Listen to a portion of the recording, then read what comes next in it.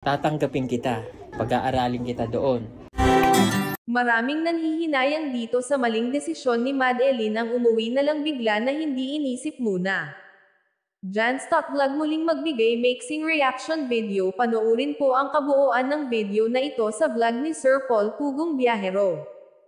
Tama ang desisyon ni Sir Paul hinggil dito bagamat kung iba lang binitawan na ito ngunit napakabusilak talaga ng kanyang puso dahil sa likod ng mga nalaman niyang pagkakamali ni Madeline binigyan pa rin ng chance ito para pag makita nitong seryoso na ang naturang bata sa pag-aaral kukunin muli ito at doon sa Manila na mag-aral para makasama niya sina Mylene dahil ito ang hiling niya kaso binigay muna ni Sir Paul ang kanyang kagustuhang umuwi sa kanila sa Davao.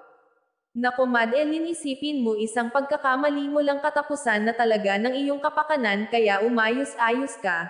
Hindi lang si Sir Paul at yung sponsor mo ang binaygo mo kundi pati mga magulang mo at syempre pati kaming mga viewers mo na dismaya sa iyong ginawa kaya ito, isang beses lang dumaan sa buhay natin ang pagkakataon kaya ikaw din kung gusto mo talaga ang dating buhay mo dyan sa Davao kahit anong payo sa iyo ni Sir Paul wala siyang magagawa. Mag-aaral kang mabuti dahil susubaybayan kita.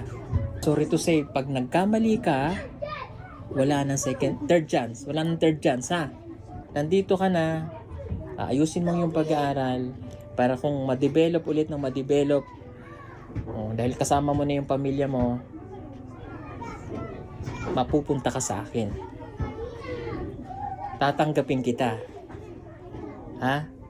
Pag-aaralin kita doon. Pero patunayan mo sa akin na karapat-dapat ka at gagalingan mo sa iyong pag-aaral. Pero kapag wala akong nakita, Madi, sorry. Kasi ginawa ko na yung part ko eh. Peace.